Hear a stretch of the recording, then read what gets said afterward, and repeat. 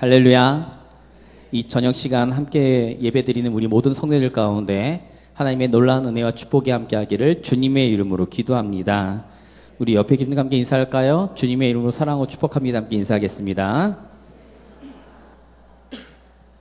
한 번 더 인사할까요? 오직 성령으로 충만한 교회와 성도가 됩시다. 함께 인사하겠습니다.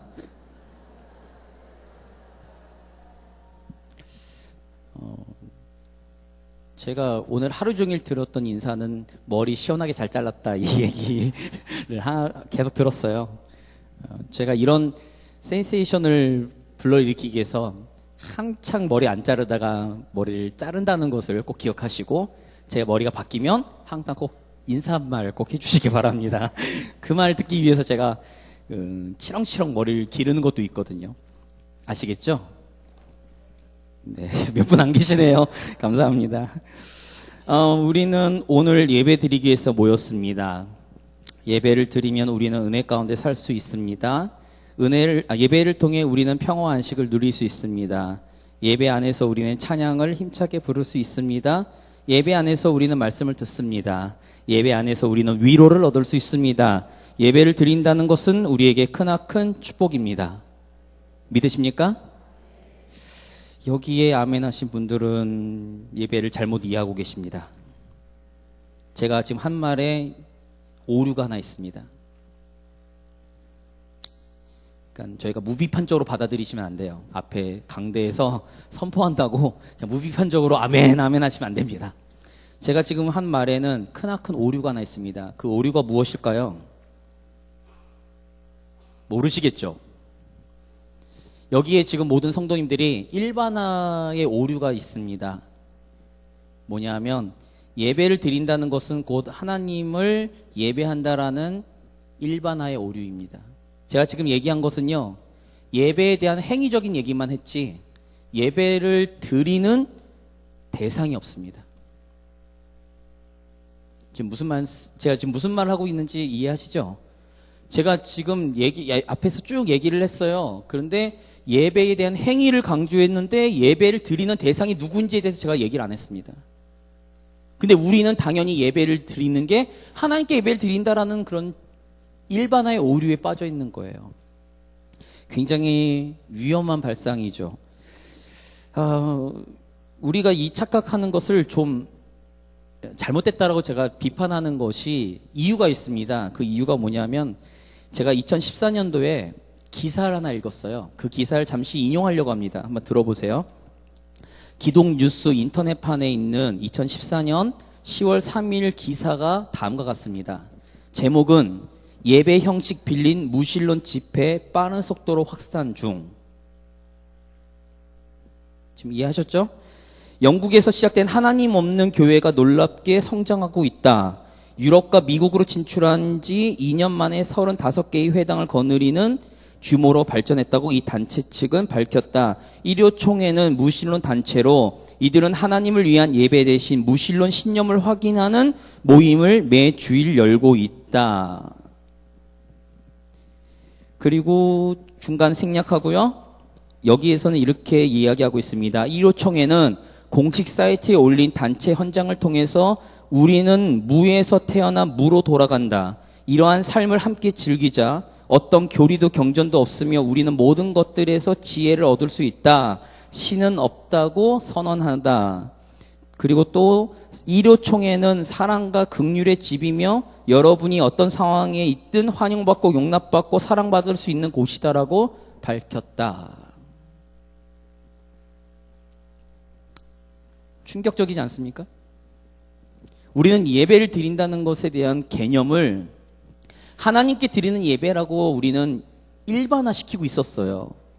그래서 우리는 예배 드리러 갑니다. 우리는 예배를 드립니다. 라고 얘기하면 당연히 하나님께 드리는 예배겠지라는 우린 착각 속에 빠졌던 거죠. 그런데 영국에서부터 시작된 이 무신론 운동이 지금 전 세계적으로 빠르게 확산 중입니다. 그럼 제가 이 기사를 인용해서 우리 성도님들에게 물어보겠습니다. 그러면 하나님 없이도 드리는 예배가 가능합니까? 아니라고 하시면 안 돼요. 지금 얘기가 나왔잖아요. 하나님 없이도 예배를 드린다라고 모였어요. 그러면 우리가 지금 예배를 드리는 행위가 중요한가? 중요하죠. 예배를 드리는 행위가 중요하긴 한데 예배를 드리는 행위가 중요한 것이 아니라 예배를 누구에게 드리느냐가 중요합니다. 우리가 이것을 잊어버리면 안 돼요. 근데 우리는 어느 순간 이 일반화의 오류에 빠져서 우리는 당연히 예배를 드리면 하나님께 드리는 예배다. 우리가 예배를 드리면 당연히 하나님께서 받으시겠지. 우리가 예배를 드리면 하나님의 임재 가운데 들어갈 거야. 라는 착각 속에 빠져 있는 거죠. 우리 성도님들 심각하게 생각하셔야 됩니다. 오늘 시간 우리가 다 같이 예배를 모였습니다. 이 예배를 모여서 우리가 찬양하고 기도하고 말씀 듣고 이렇게 해요. 그리고 교제도 나눠요. 근데 이 무신론 집회도요, 똑같습니다. 그들이 기쁨으로 노래를 부릅니다. 그들은 자신들이 요구하는 것들을 읊습니다. 그리고 그들은 그들에게 도움이 되는 강연을 듣습니다. 그리고 그들은 그 안에서 교제를 나눕니다. 누구 없이요. 하나님 없이도 예배를 드립니다. 그리고 우리가 이렇게 모인 이것도 되게 중요하지만 이 모인 것이 중요하냐? 아니요. 이 모인 것이 누구 때문에 모였고 누구를 예배하고 누구를 섬기기 위해 모였냐? 우리가 그것을 잊어버리면 안 된다는 거예요. 근데 오늘 제가 들고 쓴 이 본문의 말씀을 보면요. 지금 이 무신론적인 예배보다 더 심각한 예배가 들어오고 있습니다. 예배의 형태는 있어요. 보실까요? 오늘 말씀 보면요. 어딜까요? 자, 6절입니다. 6절 같이 읽겠습니다. 이튿날에 그들이 일찍이 일어나 번제를 드리며 화목제를 드리고 백성이 앉아서 먹고 마시며 일어나서 뛰놀더라. 자, 이 모습만 보면 예배죠. 예배입니다. 번제를 드렸어요. 화목제를 드렸어요. 그리고 교제를 나눴어요. 그리고 뭐예요? 기뻐서 뛰놀았잖아요. 예배의 모습을 갖고 있습니다. 그러면 이스라엘의 문제는 없는가? 이들은 과연 누구를 예배하고 누구를 섬기고 있고 누구를 위해서 이 자리에 모여 있는가? 중요한 거죠.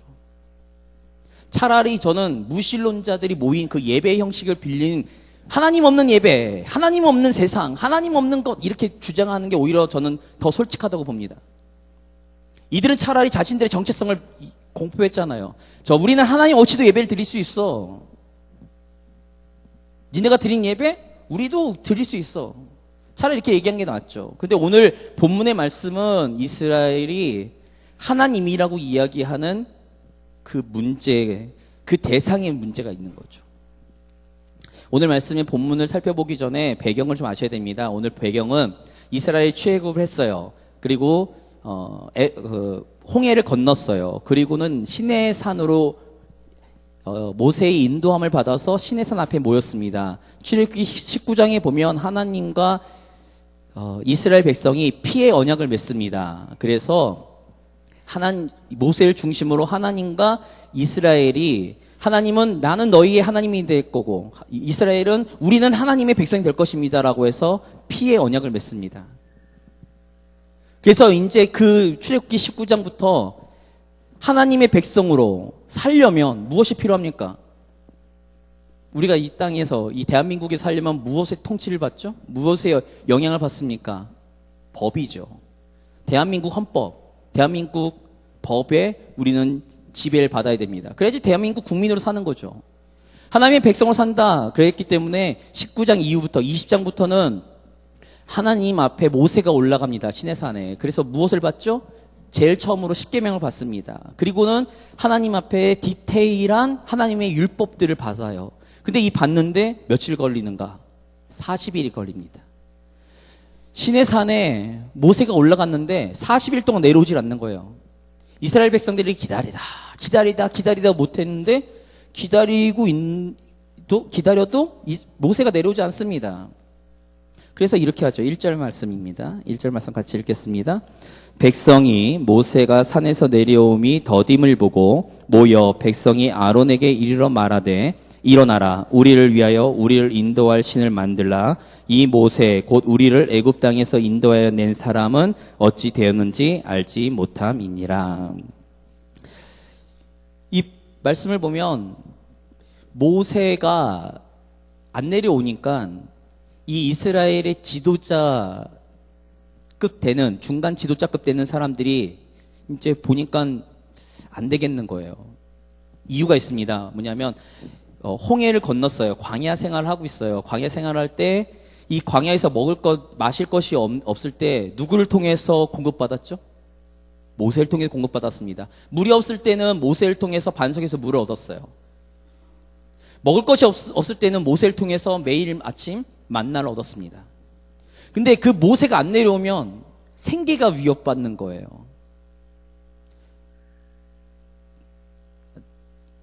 순간 제가 지금 당황했는데 이해하고 계시는 거죠?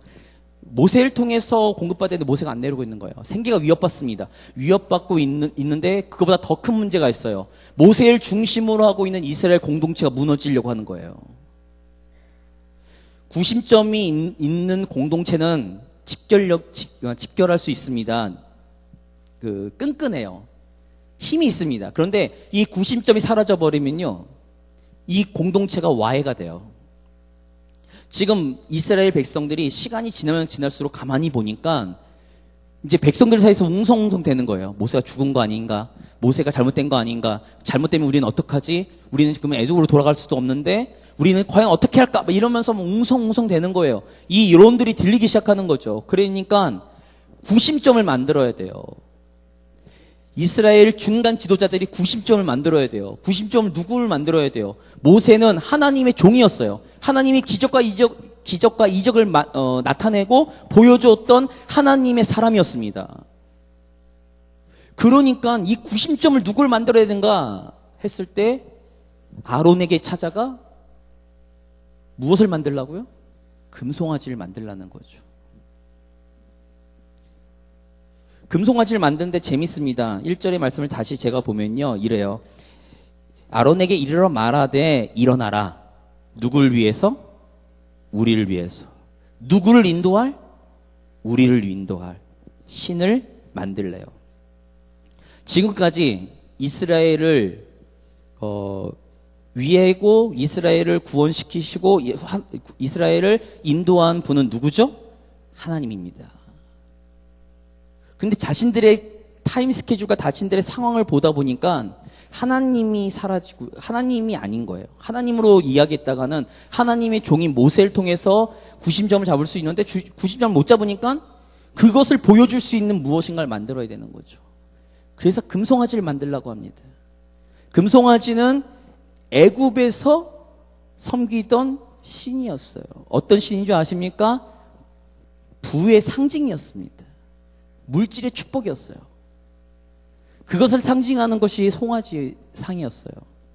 우리 성도님들 영화 중에, 영화를 좋아하시는지 모르겠는데, 영화를 보시면요, 이집트 관련된 영화를 보시면, 거기에 꼭 송아지 상이 하나 나와요. 보신 적이 있을지 모르겠지만, 못 보셨다면 나중에 보실 때 한번 유심히 보십시오. 거기에 꼭 송아지 상이 나와요.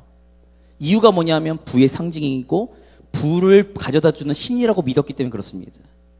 이스라엘이 그래서 어떻게 하죠? 보겠습니다. 아론이 이렇게 얘기합니다. 2절입니다. 같이 읽겠습니다. 아론이 그들에게 이르되 너희의 아내와 자녀의 귀에서 금고리를 빼어 내게로 가져오라. 무엇을 가져오라고요? 금을 가져오래요. 잘 보셔야 됩니다. 혹시 출애굽기를 잘 연구하신 우리 성도님들이 계시면 모르겠지만 출애굽할 때 애굽의 종이었잖아요, 이스라엘이.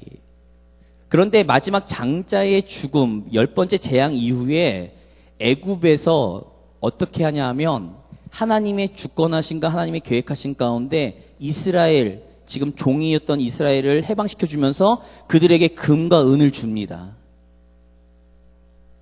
그 금과 은을 왜 주는가 했을 때 나중에 이것을 가져다가 가나안 땅에서 하나님과 이스라엘을 정착하는데 그리고 사용하는데 쓸 하나님의 축복이었어요. 그런데 이스라엘이 그것을 망각하고 하나님이 주신 그 금과 은, 애굽을 통해서 자기네들이 받을 것은 아니었지만 하나님께서 주관하셔서 그들에게 주신 그 하나님의 축복이었던 금들을 모아서 하나님 대신할 우상을 만들어요. 자, 4절 보겠습니다. 3절과 4절 같이 읽겠습니다. 모든 백성이 그 기회에서 금고리를 빼어 아론에게로 가져가매 아론이 그들의 손에서 금고리를 받아 부어서 조각칼로 새겨 송아지 형상을 만드니 그들이 말하되 이스라엘아 이는 너희를 애굽 땅에서 인도하여 낸 너희의 신이로다 하는지라. 자, 3절과 4절을 보니까요 더 재미있어요. 아까 1절에서는 이랬어요. 우리를 위해서 우리를 인도할 신을 만들라. 언제부터요? 지금 이 순간부터 우리를 인도할 신을 만들래요. 그러면 차라리 이스라엘이 금송아지를 만들고 난 이후에 자 이제부터 우리를 인도할 신은 이 금송아지다라고 얘기하면 좋겠는데 이들이 뭐라고 얘기하죠? 4절에 이스라엘아 이는 이 금송아지는 너희를 애굽 땅에서 인도해낸 너희의 신이라는 거죠. 그 얘기는 무엇입니까? 이 금송아지가 곧 하나님이라는 거죠. 금송아지가 하나님이랍니다. 누가 만들었는데요? 자신들이 만들었는데 그것이 하나님이랍니다. 지금 하나님은 어디 계시죠? 시내 산에 모세와 지금 대화를 나누고 있습니다. 그런데 이스라엘 중간 지도자들이 금송아지를 만들어서 이제 이것이 우리의 하나님이라는 거예요. 그랬더니 아론이 더 웃깁니다. 5절 보겠습니다. 5절 보겠습니다. 아론이 보고 그 앞에 제단을 쌓고 이에 아론이 공포하여 이르되 내일은 여호와의 절이니라 하니. 재밌어집니다. 처음에 1절에서는 우리를 인도할 미래적인 거예요. 우리를 인도할 신을 만들라 이랬는데 지금 4절에서는 이 금송아지가 우리를 애굽 땅에서 인도해낸 신이다 라고 얘기했더니 아론이 내일은 여호와의 절일이다 이렇게 변해버립니다. 그리고 나서 6절 아까 읽었던 말씀이죠. 그들이 그 다음날 아침에 일어나서 그것도 어떻게 해요? 일찍 일어나서 번제 드리고 화목제 드리고 먹고 마시고 일어나서 뛰노는 거죠. 우리 성도님들, 제가 오늘 나누고 싶은 것은 이겁니다. 우리가 드린 예배가 하나님을 위해서 드리는 예배다라고 착각하시면 안 됩니다.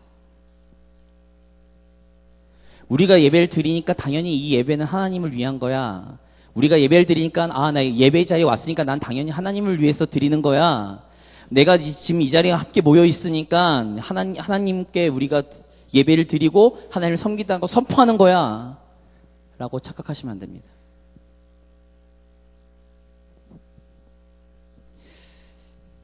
제가 많은 성도님들과 대화하면서 제가 말씀드렸잖아요. 20년이 넘게 사역했어요. 18살 때부터 사역했으니까 올해가 21년입니다. 횟수로 21년 동안 사역하면서 수많은 청년들과 학생들과 성도님들을 만나봤어요. 특별히 믿음이 좋다고 믿음이 괜찮으신 것 같은 분들을 만났어요. 만나서 이야기해보면요 저를 답답하게 하는 문구가 있습니다. 뭐라고 말씀하시는 줄 아세요? 전도사님, 내가 아는 하나님은 그런 분이 아니세요. 전도사님, 내가 경험한 하나님은 그런 하나님이 아니십니다 라고 말씀을 하세요. 그 말을 들으면요 속이 답답해집니다. 내가 아는 하나님이 과연 진짜 하나님일까요? 내가 경험한 하나님이라고 믿고 있는 그 하나님이 진짜 하나님일까요? 죄송합니다. 그런 하나님은요 내가 만들어낸 금송아지일 수 있어요. 죄송하지만 하나님은 우리에게 자신을 보여주셨습니다. 무엇을 통해서요? 무엇을 통해서요? 말씀과 성경을 통해서요. 그러면 우리는 하나님을 어떻게 알 수 있습니까? 말씀을 통해 알 수 있죠. 저는 제일 좋은 성도님들, 이분은 정말 하나님 앞에 올바로 서 있는 분이야 라고 느끼는 그 성도님들은 어떤 분이냐면, 전도사님 말씀을 읽다 보니 하나님이 이런 분이시네요 라는 분이 저는 진짜라고 생각합니다. 내가 경험적으로 아는 하나님, 내가 경험한 하나님, 죄송하지만 아니에요. 그거는 내가 만든 금송아지일 수 있다는 사실을 꼭 기억하셔야 됩니다. 우리가 진짜 하나님을 경험하려면 이 말씀을 통해 성경 안에서 우리는 하나님을 찾아야 돼요. 하나님의 생각을 알고 싶습니까? 말씀을 보십시오.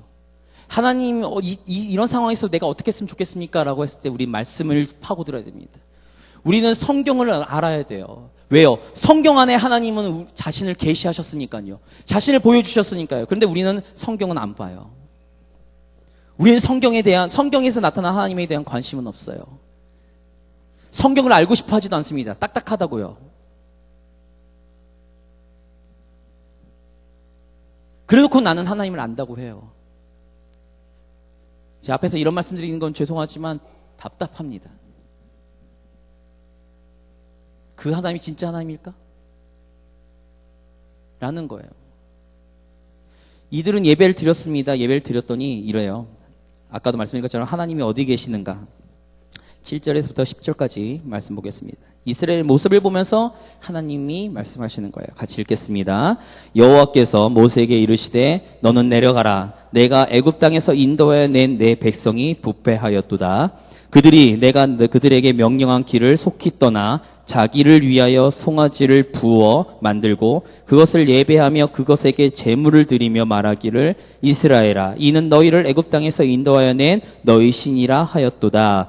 여호와께서 또 모세에게 이르시되 내가 이 백성을 보니 목이 뻣뻣한 백성이로다. 그런즉 내가 하는 대로 두라. 내가 그들에게 진노하여 그들을 진멸하고 너로 큰 나라가 되게 하리라. 이 말씀을 보면요, 하나님이 얼마나 진노하고 계신지를 알 수 있습니다. 이렇게 얘기하잖아요. 난 싹 쓸어버릴 거야. 난 쟤네들과는 안 해. 이 순간부터 모세 너를 통해서 새로운 민족을 일으킬 거야. 그 전까지는요, 누구와의 약속이었죠? 아브라함과의 약속이었습니다. 근데 아브라함 후손이라고 하는 저 이스라엘이 이렇게 패역했으니, 나를 버렸으니, 그러니 이제 그들은 다 버리고 너를 통해서 내가 새로운 민족을 일으킬 거야. 얼마나 무서운 말씀인지 몰라요. 근데 이스라엘은 뭐라고 하죠? 지금 하나님이라고 금송아지 앞에서 뛰놀고 있습니다. 착각하고 있죠. 우리는 하나님께 예배드리고 있다고 착각하고 있어요. 우리는 하나님께 지금 번제를 드리고 차목제를 드리고 있다고 착각하고 있어요. 이스라엘 말이죠. 근데 하나님이 보실 때는 그들은 그냥 차라리 우상을 섬기는 게 낫죠. 근데 금송아지라는 우상을 만들어 놓고 그것을 하나님이래요. 자기 자신들이요. 그러니 하나님께서는 진노하셔서 다 싹 쓸어버리겠답니다. 아까도 말씀드렸어요. 시내산 앞에서 피의 언약을 맺었어요. 그리고는 하나님은 이스라엘 하나님이 되고 이스라엘은 하나님의 백성이 되겠다고 철두철미하게 서원했습니다. 약속했어요. 그런데 40일이 지난 그 약속을 한 지 40일 만에 이스라엘은 하나님 앞에 범죄하는 거죠. 더 무서운 거는 하나님 자리를 자신들이 만들어낸 우상으로 대체해버렸다는 겁니다. 창세기 3장에 아담과 하와가 왜 타락했죠? 자신들이 원래 하나님이 위에 계시고 하나님 밑에 자신들이 있어야 되는데 그 하나님 자리에 자신들이 올라가려고 했어요. 그게 내가 하나님같이 되고 싶어서 였습니다. 그리고는 하나님께 진노를 받았죠. 저주를 받았어요. 그랬더니 시간이 지나면서 이스라엘 백성들, 인간이 얼마나 사악하냐 하면 자신들이 그 자리에 올라가면 뻔히 맞을 걸 아니까 무엇을 합니까? 하나님을 대신할 자신들이 만든 우상을 하나님 자리에 놓아버리는 거죠. 근데 자신들은 그것이 우상이라고 생각도 안 해요. 왜요? 금송아지가 자신들을 인도한, 자신들을 애굽에서 구원한 신이라고 믿고 있으니까요. 우리 성도님들 어떠세요? 지금 무엇을 믿고 계십니까? 누구를 믿고 계십니까? 어떤 존재를 믿고 계십니까? 하나님이 어떤 분이십니까? 오늘 7절에서 10절까지 말씀을 보면 하나님은 다른 성경에도 이렇게 나오죠. 사무엘상 16장 7절과 잠언 16장 2절, 잠언 21장 2절에 보면 하나님은 우리의 심중, 우리의 중심을 감찰하신다고 말씀하셔요. 이스라엘 백성들이 왜 저 우상을 만들고 금송아지를 만들어 뛰노는지 다 알고 계시는 거예요. 자기들을 위해서 만들었고 자기네들이 나라고 착각하면서 자기네들을 스스로 위안을 삼으며 자기네들이 즐기고 있다는 걸 알고 계신 거예요.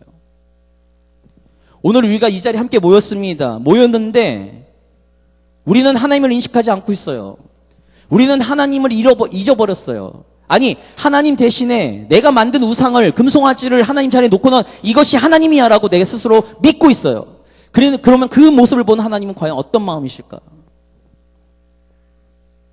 생각하셔야 됩니다.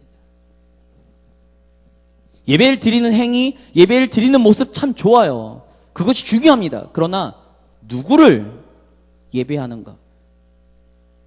우리가 예배를 드려야 될 대상이 누군가 인식하지 못한다면 우리의 모임을 보면서, 우리의 예배를 보면서 하나님은 지금 7절에서 10절까지 이스라엘 보면서 탄식하시며 진노하시는 그 진노가 오늘날 우리에게도 하나님께서는 동일하게 역사하실 거라 믿습니다. 우리가 하나님을 인식하고 있는데 우리의 예배 태도가 과연 어떨까요? 우리가 하나님을 인식하고 있는데 우리가 고백하는 우리의 찬양과 우리의 기도가 과연 허투루 대충 할 수 있을까요?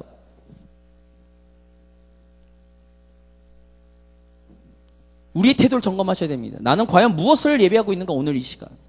내가 만든 금송아지인가 아니면 하나님인가? 내가 지금 내 안에 만들어내는 금송아지를 내가 숭배하고 있고 내가 예배드리고 있다면 그 금송아지를 타파하셔야 됩니다. 그 금송아지를 때려 부수셔야 돼요.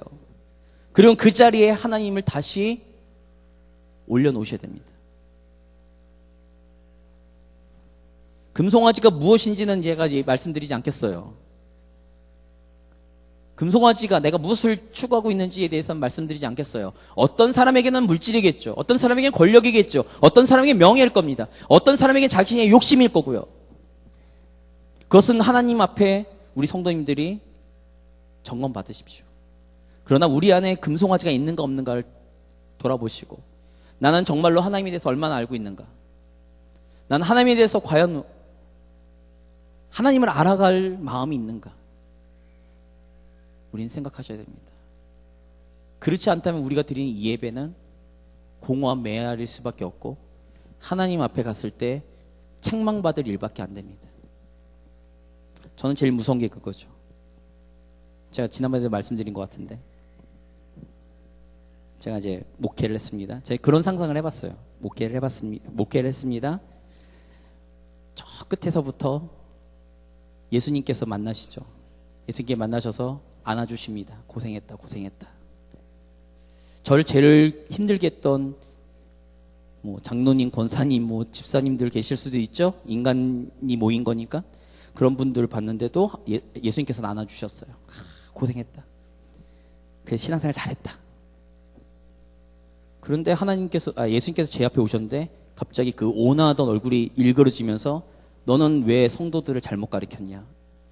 저는 그 책망이 제일 두렵습니다. 동일하게 우리 성도님들 마찬가지예요. 우리는 하나님을 섬기고 있고 하나님께 예배드린다고 하면서 우리는 금송아지를 섬기고 있으면서 하나님을 섬기고 있다고 착각하고 있진 않는가? 그래서 예수님 앞에 갔을 때 예수님이 너 나를 예배한 게 아니잖아. 너 나한테 예배한 게 아니잖아. 네가 만들어낸 금송아지를 예배했잖아. 라고 말씀을 들으면 어떡하실 거예요? 점검하셔야 됩니다. 앞에 서 있는 저부터 우리 성도님들에 이르기까지 우리가 과연 오늘 이 시간 드린 예배가 진짜 하나님께 드린 예배인가? 아니면 내 안에 만들어낸 내 금송아지 우상을 섬기고 있는 것인가? 우리 성도님들은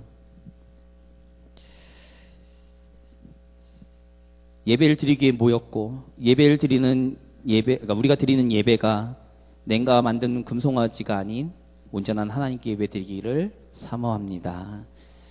언제나 하나님 앞에 코람데오, 하나님 앞에 서 있는 그 모습 가운데 언제나 우리가 겸손히 낮아져서 하나님이 기뻐하실 만한, 하나님이 흠양하실 만한 예배를 드리는 예배자와 교회 예배가 되기를 주님의 이름으로 기도합니다. 우리 같이 찬양 부르겠습니다.